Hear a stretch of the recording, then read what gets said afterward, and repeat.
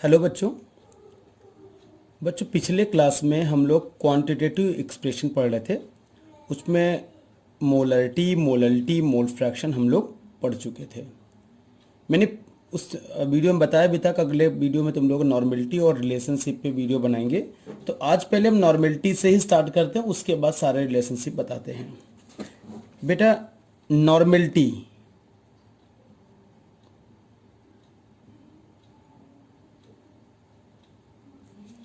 इसको capital N से denote करते हैं। What is normality? It is defined as number of gram equivalent weight of solute present in 1 litre of solution. Simply statement दोगे, it is defined as number of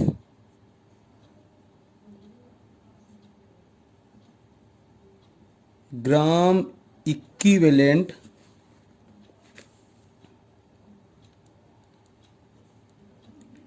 weight of solute present in or dissolving present in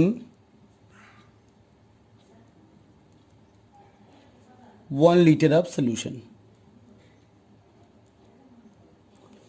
Simple statement: the number of gram equivalent weight of solute dissolved in 1 liter of solution is known as molarity. It is denoted by capital N. इसकी unit क्या होगी? Gram equivalent weight per litre. तो बेटा इसका अगर हम symbolic form में लिखेंगे तो सिंबॉलिक फॉर्म में क्या लिखेंगे? Normality is equal to number of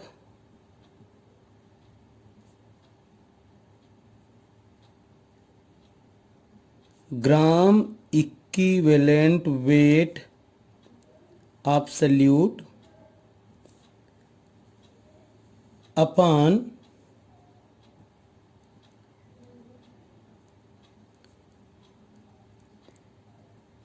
volume of solution in litre. तो बेटा जैसे हम लोग मोलरिटी पढ़े थे, moles upon volume of solution, यहाँ पे gram equivalent weight of solute upon volume of solution. अब क्वेश्चन होता है ग्राम इक्विवेलेंट वेट कैसे कैलकुलेट करेंगे? तो ग्राम इक्विवेलेंट वेट वो होता है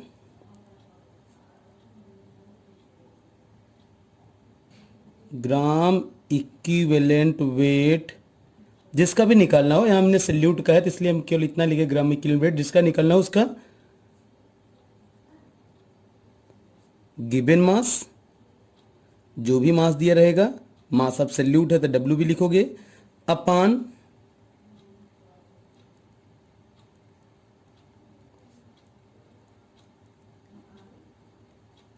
इक्विवेलेंट वेट। इक्विवेलेंट वेट बेटा मोलर मास से ही रिलेटेड है, लेकिन ये उससे सेम और डिफरेंट हो सकता है। किस कंपाउंड का निकाल रहे हैं, उस कंपाउंड की बेसिसिटी क्या है, एसिडिटी क्या है, ये सब फैक्टर उस पर डिपेंड करेगा कि उसका, या कह सकते हो कि साथ में एन फैक्टर क्या है, तो वो उसका इक्विवेलेंट वेट क्या होगा, वो हमें भी कैलकुलेट करना उसका सिखाएंगे। तो अगर हम इस वैल्यू को यहां पुट करें तो नॉर्मेलिटी क्या हो जाएगा? Normality is equal to, normality जिसका सिंबल कैपिटल एन है, is equal to given mass. Mass किसका लेना है? सल्यूट का। मैंने पिछले वीडियो में बताया था सल्यूट के लिए हम क्या सिंबल लेंगे? W B, mass of solute upon equivalent weight of solute into volume of solution in litre. और अगर एमएल में होगा तो उसको हम 1000 से डिवाइड करके उसको लीटर में कन्वर्ट कर लेंगे। ठीक। अब क्वेश्चन बेटा फिर से क्वेश्चन आता है कि इक्विवेलेंट वेट कैसे निकालते हैं। हमें नॉर्मेलिटी निकालने के सबसे इंपॉर्टेंट क्वेश्चन आता है कि इक्विवेलेंट वेट कैसे निकाल लेते हैं हम। जैसे मोलरिटी का क्वेश्चन सॉल्व करते हो सेम उसी तरह सॉल्व करने का तरीका है, बस यहाँ पे इक्विवेलेंट वेट एक अलग फैक्टर है, वो उसको हम तुम्हें बताया, अलग फैक्टर मोलर मास से ही रिलेटेड है, वो कैसे निकालते हैं वो हम दिखाते। देखो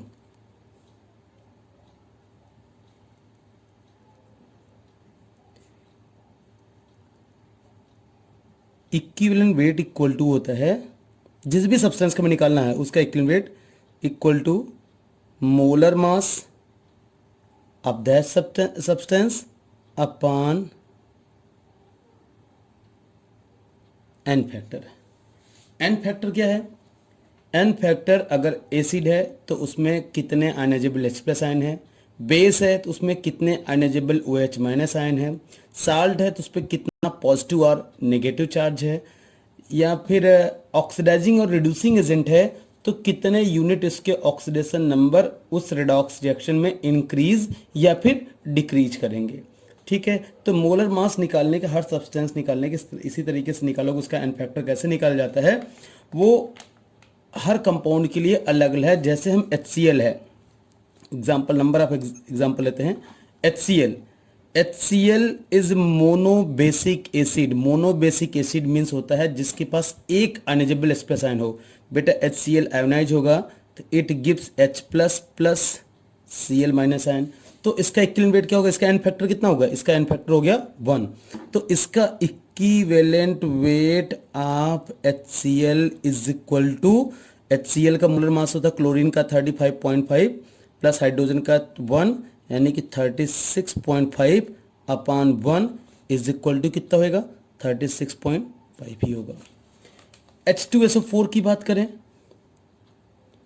बेटा, H2SO4 ionizes to gives 2H plus ion plus SO4 minus ion. यहां दो आयनाइजेबल H प्लस आयन है, या दूसरे वर्ड में कह सकते हो नंबर ऑफ पॉजिटिव और नेगेटिव आयन्स भी देखा जाता है, नेगेटिव चार्ज भी देखा जाता है। यहाँ पे पर H plus ion 1 positive charge है बट ओवरऑल 2 पॉजिटिव चार्ज है और 2 नेगेटिव चार्ज है। तो इसका जो एन फैक्टर है, एन फैक्टर इसका 2 होगा, यानी कि equivalent of H2SO4 is equal to, इसका molar mass 98 upon 2 is equal to 49।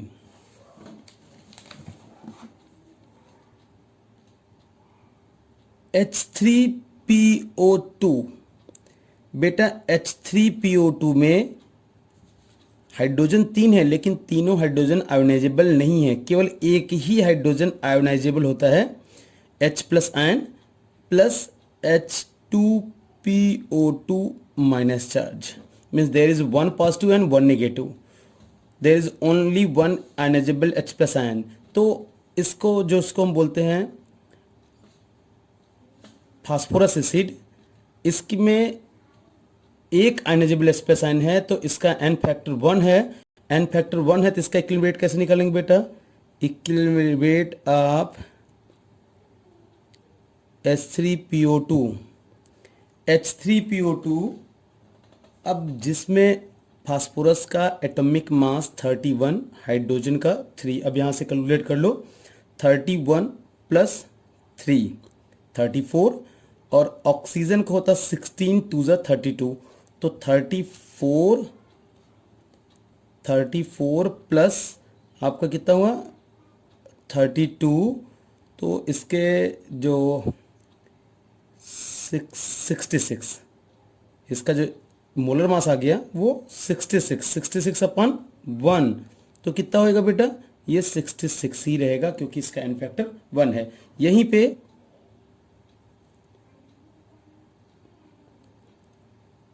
H3PO3, इसका नाम अर्थोफॉस्फोरस एसिड है। फॉस्फोरस एसिड, अर्थोफॉस्फोरस एसिड, इसको वैसे फास्फिनिक एसिड बोलते हैं। ये अर्थोफॉस्फोरस एसिड है, इसमें 2 अनएजिबल H प्लस आयन है, 2 अनएजिबल H प्लस आयन है तो HPO3 माइनस 2 माइनस चार्ज। तो इसका इक्विवेलेंट वेट कैसे निकालेंगे, equivalent weight of H3PO3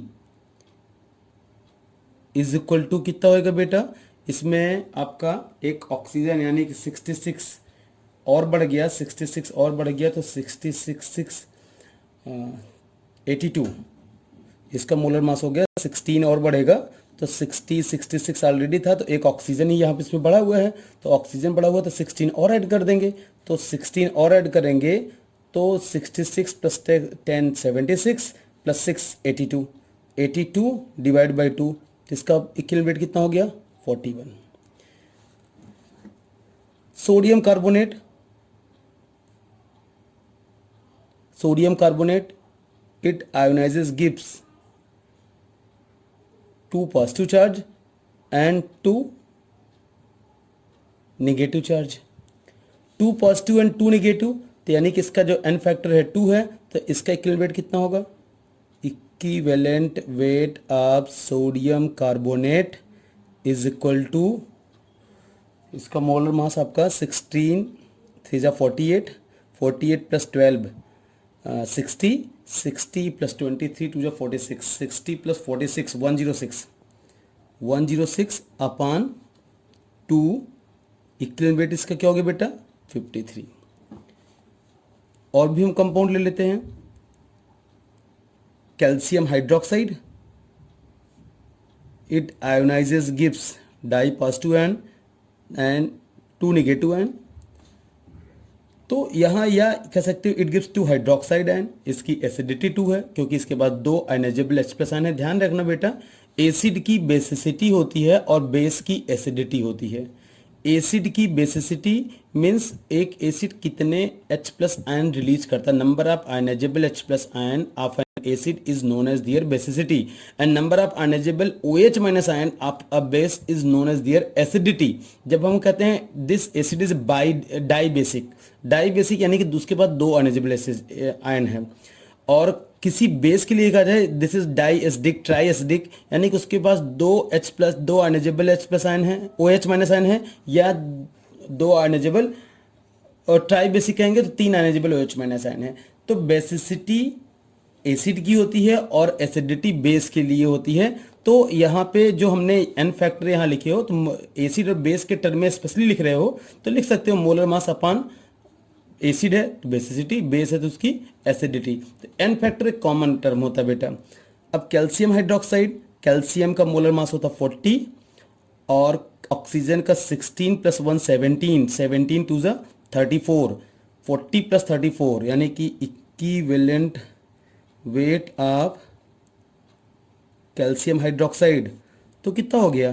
40 plus 34 यानी कि 74 अपान 2, तो 2 3 जा 6, 2 7 जा 14, इसका इक्विवेलेंट वेट कितना आ गया? 37 बेटा। और इसी तरीके से कुछ कंपाउंड, मैंने ऑक्सीडाइजिंग और रिड्यूसिंग एजेंट की बात की, जैसे कंपाउंड है फेरस सल्फेट है, फेरस सल्फेट FeSO4, किसी मीडियम में अगर ये फेरिक सल्फेट में ऑक्सीडाइज हो रहा है तो फेरिक सल्फेट में फेरस में इसकी ऑक्सीडेशन स्टेट +2 और फेरिक, ये ओवरऑल रिएक्शन में इसको काउंट करते हैं, ऐसे नॉर्मली तो नहीं काउंट कर सकते, ओवरऑल रिएक्शन में देखते हैं। जैसे पोटेशियम परमैंगनेट KMnO4 को, पोटेशियम परमैंगनेट फेरस सल्फेट को ऑक्सीडाइज करता फेरिक सल्फेट में, तो हम उस रिएक्शन में ही देख लेते हैं। एक रिएक्शन हम कर लेते हैं यहाँ पे बेटा, FeSO4 प्लस KMnO4, ये एसिडिक मीडियम में रिएक्शन होता है, एसिडिक मीडियम में H2SO4 लगाता है। अभी इक्वेशन को बैलेंस कर लेंगे, तो ये फेरस सल्फेट को ऑक्सीडाइज करेगा फेरिक सल्फेट में, Fe2SO4 का होल थ्राइस, यानी कि कम से कम यहाँ 2 फेरस सल्फेट तो होने चाहिए, उसको बाद में बैलेंस करते हैं। और KMnO4 खुद को रिड्यूस करता है मैग्नीज सल्फेट में, MnSO4 में पोटेशियम है, पोटेशियम क्योंकि यहाँ एक्स्ट्रा सल्फेट ही है एनायन, तो पोटेशियम भी सल्फेट के साथ ही बैलेंस होगा K2SO4, ठीक है। अब ऑक्सीजन बचते हैं, ऑक्सीजन को फिर से हम बैलेंस करेंगे हाइड्रोजन के साथ। तो ओवरऑल रिएक्शन को जब हम बैलेंस करते हैं तो चेंज इन ऑक्सीडेशन स्टेट देखते हैं। यहाँ 1 यूनिट से ये +2 से +3 हो गया, 1 यूनिट बढ़ा। यहाँ पोटेशियम का ऑक्सीडेशन, मैग्नीज का ऑक्सीडेशन +7 से +2 हो गया, 5 यूनिट घट गया। तो यहाँ 2 एटम है, तो 2 एटम है, तो 2 से इसको मल्टीप्लाई करोगे, 5 यहाँ 2 से इसको मल्टीप्लाई करोगे, यहाँ हो जाएगा 10 FeSO4, यहाँ आपका 5 बैलेंस होगा नहीं, 2 से यहाँ मल्टीप्लाई हो जाएगा, 2 यहाँ मल्टीप्लाई हो गया, तो ये 5 Fe2SO4 का होल थ्राइस, और आपका यहाँ पे 2 MnSO4 K2SO4 बैलेंस है। अभी कौन सी बैलेंस नहीं है? अभी बैलेंस नहीं है ऑक्सीजन। कितना ऑक्सीजन है? 4 2 8 ऑक्सीजन अधिक है, तो यहाँ पे हम 8 H2O लगा देंगे, तो ये आपका आएगा 8 H2O। अब ये इक्वेशन बैलेंस है, ठीक है। अब इस इक्वेशन में अगर हमें KMnO4 का इक्विवेलेंट वेट निकालना हो या फेरस सल्फेट का इक्विवेलेंट वेट निकालना हो, तो फेरस सल्फेट के इसके 10 मोल से रिएक्शन समझे मतलब नहीं, मोलर मास पर मोल का होता है। अब यहाँ पे फेरस सल्फेट का जो भी मोलर मास होगा, अब उसकी ऑक्सीडेशन स्टेट पर आयरन एटम कितनी यूनिट इंक्रीज की, यहाँ +2 से ये इंक्रीज किया +3, यानी कि इसका जो एन फैक्टर है वो 1 है, क्योंकि एक ही यूनिट इंक्रीज किया। तो यहाँ अगर हम फेरस सल्फेट का इक्विवेलेंट वेट निकालें, फेरस जिसका एटॉमिक मास होता है 56, फेरस का 56 है और सल्फर का 32 और ऑक्सीजन का 16, 16 4 जा 64, तो बेटा होगा 56 56 50 + 30 80, 6 + 2 88, 88 + 64 64, यानी कि इसका हो गया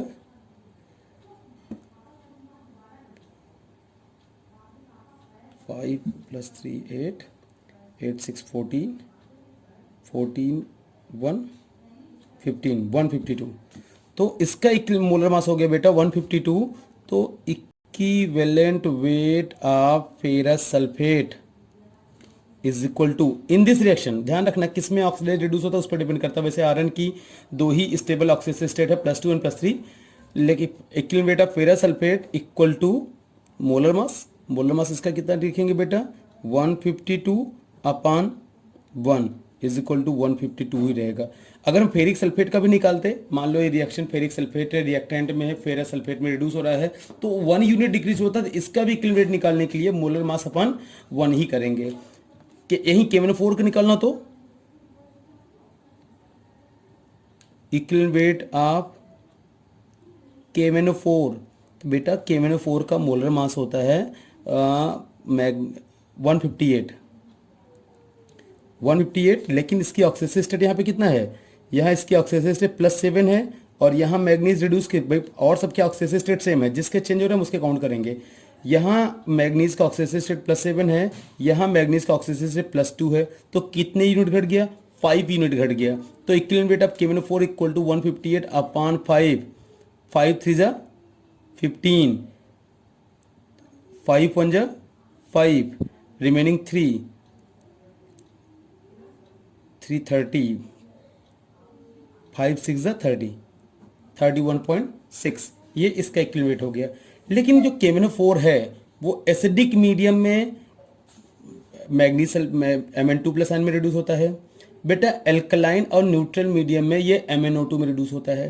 तो अगर ये MnO2 में रिड्यूस हो रहा है तो MnO2 जिस भी मीडियम में यानी एल्कलाइन मीडियम में MnO2 में रिड्यूस हो रहा है, तो MnO2 में इसकी ऑक्सीडेशन स्टेट कितनी होगी +4। तो अगर पोटेशियम परमैंगनेट MnO2 में रिड्यूस हो रहा है तो इसका मतलब इसके जो ऑक्सीडेशन स्टेट चेंज हुए वो कितने यूनिट के, 3 यूनिट के। तो उस मीडियम में एल्कलाइन मीडियम में KMnO4 का इक्विवेलेंट वेट निकालना हो तो मोलर मास 158/3 करेंगे। ठीक है, इस तरीके से हम इक्विवेलेंट वेट निकाल लेंगे और बिना इक्विवेलेंट वेट निकाले ये टॉपिक पॉसिबल नहीं है। और जब हमें नॉर्मलिटी क्लियर हो गई तो नॉर्मलिटी से हम मोलरिटी भी निकाल सकते हैं। There is relationship between molarity and normality.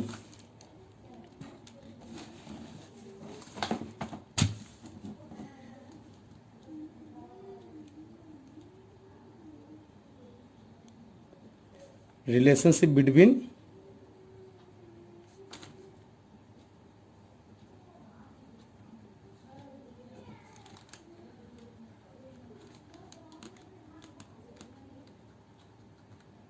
Normality and molarity.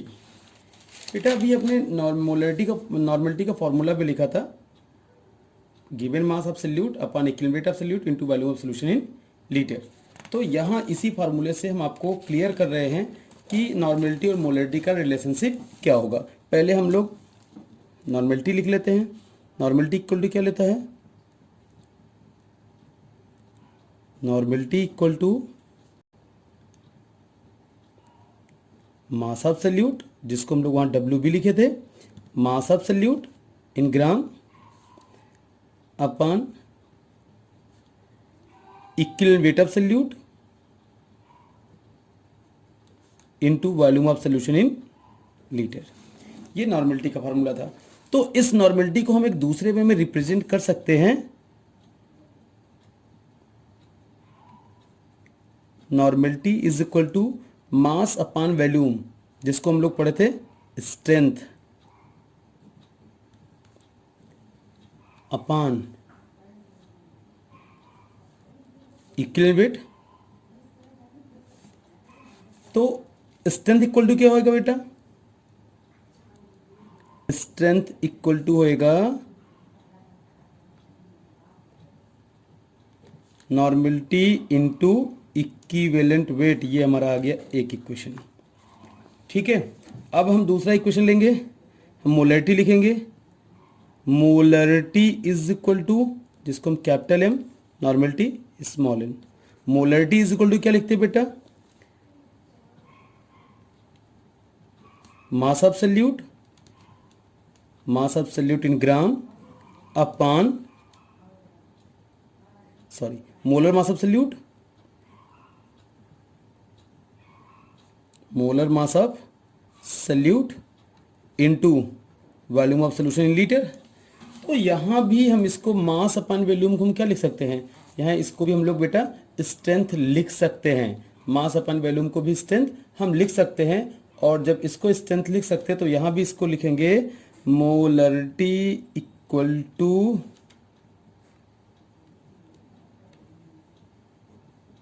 Strength upon molar mass. तो यहां भी लिख सकते हैं strength equal to molarity into molar mass. ये इक्वेशन हो गया 2। अब यहाँ strength equal to normality upon equivalent weight, यहाँ strength normality into equivalent weight, sorry, strength equal to normality into equivalent weight, यहाँ strength equal to molarity into molar mass. यानी कि ये दोनों इक्वेशन इक्वलाइज किए जाते हैं on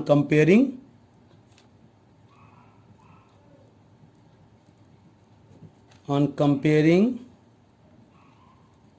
equation 1 and 2 we get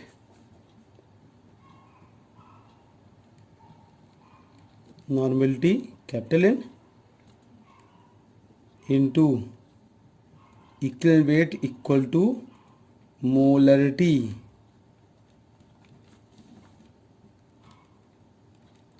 into molar mass। Molarity into molar mass, ये हो गया बेटा, ये इक्वेशन आ गया। यानी कि हम क्या लिख सकते हैं इसको? Normality upon molarity is equal to molar mass upon equivalent weight. तो बेटा हम इसको क्या लिख सकते हैं? हम लोग क्या लिखे? Molar mass upon N factor equal to equivalent weight. यानी कि molar mass upon equivalent weight equal to क्या हो जाएगा? N factor. सिंपली फार्मूला क्या हो गया? N upon m is equal to,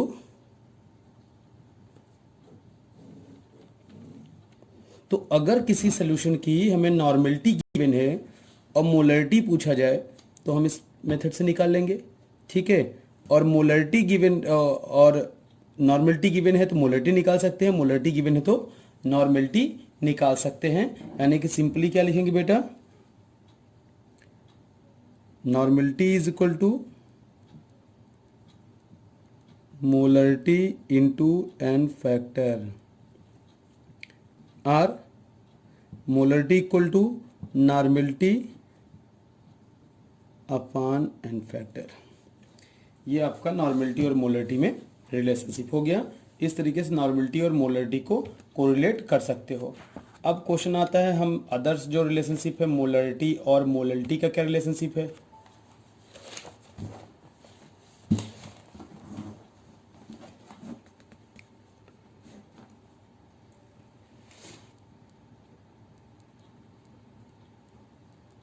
relationship between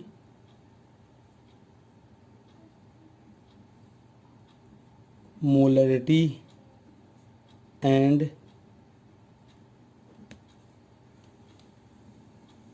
molality. बेटा हम लोग मोलरिटी और मोललिटी, सपोज दैट तुम्हें मोलरिटी गिवन है, let the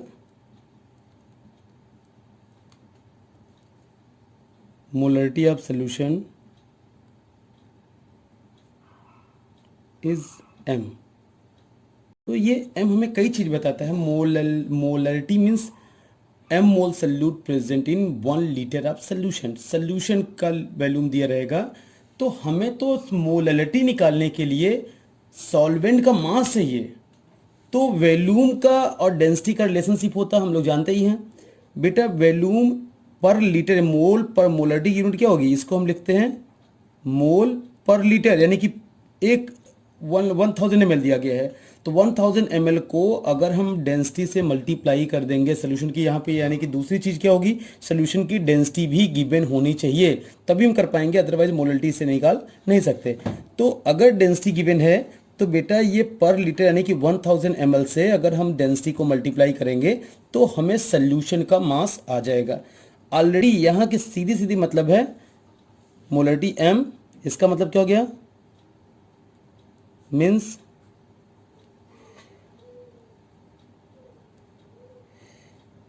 m mole solute present in 1000 ml of solution. तो बेटा यहाँ सल्यूट के मोल्स पता है और सोल्यूशन का वैल्यूम पता है, तो हम सिंपली निकाल सकते हैं mass of solution, mass of solution equal to 1000 into density, ये सोल्यूशन का मास निकल जाएगा। हमें किसका मास चाहिए, हमें सल्यूट का मास, सॉल्वेंट का मास चाहिए। तो मास ऑफ सॉल्वेंट क्या होगा, mass of solvent is equal to mass of solution means 1000 into d, ये सोल्यूशन का मास हो गया, minus mass of solute. Solute का मास कैसे निकलेगा, मोल्स, m मोल है, इंटू दियर मोलर मास, ये सल्यूट का मास निकल गया, और ये सल्यूशन का मास हो गया। सल्यूशन के मास से सल्यूट के मास को सबस्ट्रैक्ट करेंगे बेटा, तो हमारा किसका मास आ जाएगा, सॉल्वेंट का मास आ जाएगा। यानी कि इसी को हमें उठा के पुट कर देना किसमें, मोलरिटी। मोलरिटी फॉर्मूला क्या होता है, molarity is equal to moles of salute, moles of salute या m मोल्स भी बताया जा रहा है, मोल्स ऑफ सल्यूट लिखते हैं upon mass of solvent in KG, यही मोलरिटी फॉर्मूला लिखते हो। मोल्स ऑफ सल्यूट हमें निकल के आया कितना, m मोल, और moles of mass of solvent क्या निकल गया, 1000 d minus molarity into molar mass, यानी कि इसको ही पुट करोगे आपका फॉर्मूला आएगा यहाँ पे molarity upon 1000 d minus molarity into molar mass. M b क्या है, मोलर मास ऑफ सल्यूट। ठीक है, तो बेटा ये इस तरीके से अगर क्वेश्चन में मोलरिटी दिया गया है तो हम मोलरिटी फाइंड आउट कर सकते हैं, लेकिन कंडीशन क्या है, कंडीशन उस सोल्यूशन की डेंसिटी गिवन होनी चाहिए। अगर सोल्यूशन की डेंसिटी गिवन नहीं है तो फिर हम इसको कैलकुलेट नहीं कर सकते। तो बेटा इस फॉर्मूले को हम और दूसरे तरीके से क्या लिख सकते हैं, इसको हम लिख सकते हैं molarity is equal to molarity upon density minus molarity into molar mass upon 1000, या फिर इसको क्या लिख सकते हैं, या फिर इसको लिख सकते हैं molarity multiply density minus molarity into molar mass upon 1000। फिर इसको और सिंप्लीफाई कर चलेंगे बेटा, molarity into density minus molarity into molarity into molar mass upon 1000 equal to क्या होगा, मोलरिटी। यहाँ भी इक्वल टू क्या है, मोलरिटी। ठीक है, तो अब इसको और सिंप्लीफाई करेंगे।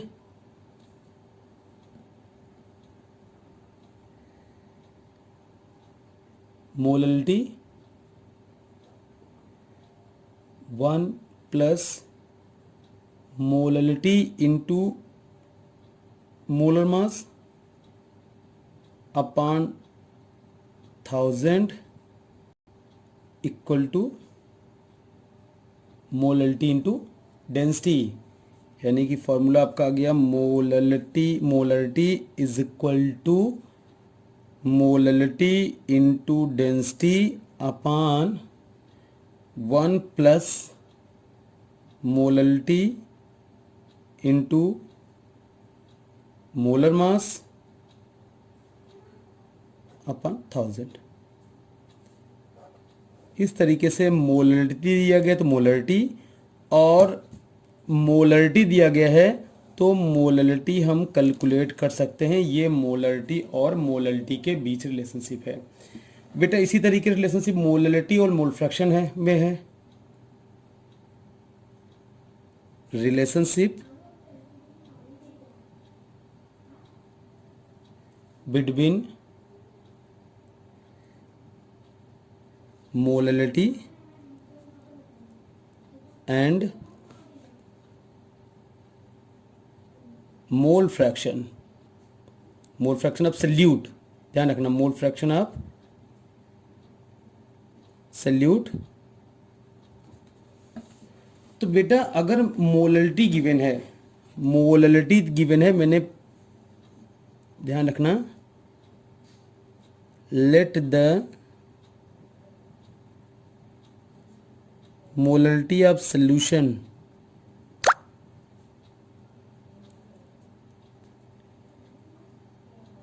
Is m।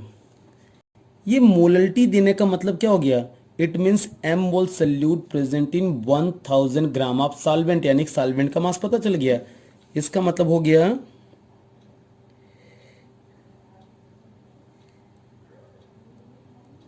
m मीन्स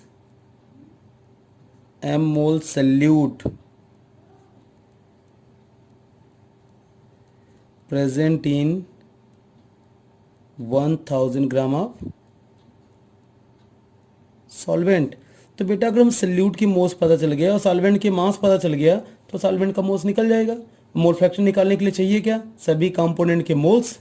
तो मोल फ्रैक्शन ऑफ आपका मोल फ्रैक्शन जो निकालना, मोल फ्रैक्शन ऑफ सल्यूट जो निकालना, mole fraction of solute is equal to moles of solute upon moles of solute plus moles of solvent 1000 upon molar mass of solvent m. तो इस तरीके से solvent के moles निकल जाएंगे, सल्यूट के मोल्स प्लस सॉल्वेंट के मोल्स सॉल्यूशन के टोटल मोल्स हो गए, और न्यूमरेटर हम लिखेंगे सल्यूट के मोल्स। तो इस तरीके से मोलरिटी अगर गिवन हो तो भी हम मोल फ्रैक्शन निकाल सकते हैं। ठीक है, अब इस फार्मूले को हम और भी तरीके से लिख सकते हैं बेटा। Mole fraction of solute is equal to molarity of solute, molarity into molar mass of solvent. ध्यान रखना, ये m a is molar mass of solvent upon 1000 plus molarity into molar mass of solvent. तो बेटा इसको हम और modify कर सकते हैं, और क्या लिख सकते हैं इसको हम, अगर हम इन्वर्ट करें or mole fraction of B solute is equal to क्या लिखेंगे हम लोग, ये इन्वर्ट हो जाएगा 1000 plus molarity into molar mass of solvent upon molarity into molar mass of solvent, जिसको हम लोग क्या लिख सकते हैं 1000 upon molality into molar mass of solvent plus 1। तो बेटा अगर हम इन्वर्ट करें, साइड को इन्वर्ट करें तो क्या लिख सकते हैं, R 1000 upon molality into molar mass of solvent is equal to 1 minus 1 upon mole fraction of solute. ठीक है, तो जिसको हम आगे लिख सकते हैं बेटा, इसको क्या लिख सकते हैं, 1 minus mole fraction of solute upon mole fraction of salute. हम जानते, हम लोग पिछले क्लास में पढ़ चुके बेटा, mole fraction of solute plus mole fraction of solvent equal to 1 होता है, यानी कि 1 minus mole fraction of solute equal to क्या होगा, इक्वल टू हो जाएगा mole fraction of solvent upon mole fraction of solute, mole fraction of solute. यानी कि इससे हम मोललिटी भी निकाल सकते हैं, यानी कि इसको हम मोललिटी के टर्म में क्या लिखेंगे, molality is equal to mole fraction of solute. Mole fraction in actually moles का रेशियो मानते हैं, mole fraction of solute into 1000 क्यों करेंगे वो आपको बता रहे हैं, क्योंकि बेटा हमें सॉल्वेंट का मास किलोग्राम में चाहिए और यहाँ मोल्स का रेशियो है, moles gram upon molar mass करके लिखते हैं। यानी कि अगर हम यहाँ mole fraction of A into molar mass of A करते हैं तो ये सॉल्वेंट का जो मास आएगा वो ग्राम में, उसको किलोग्राम में कन्वर्ट करने के लिए ऊपर 1000 से मल्टीप्लाई करेंगे। यानी कि ये जो फॉर्मूले आए हमारे पास, ये अगर क्वेश्चन में किसी एक कंपोनेंट का मोल फ्रैक्शन दिया गया है तो हम उस का सोल्यूशन में सल्यूट की मोललिटी निकाल लेंगे, और अगर मोललिटी दिया गया है तो हम उसका मोल फ्रैक्शन निकाल सकते हैं। तो ये हमारा रिलेशनशिप बेटा मोललिटी और मोलरिटी पे है। ठीक है, इसमें और कुछ रिलेशनशिप पे है जो हम आपको अगले वीडियो में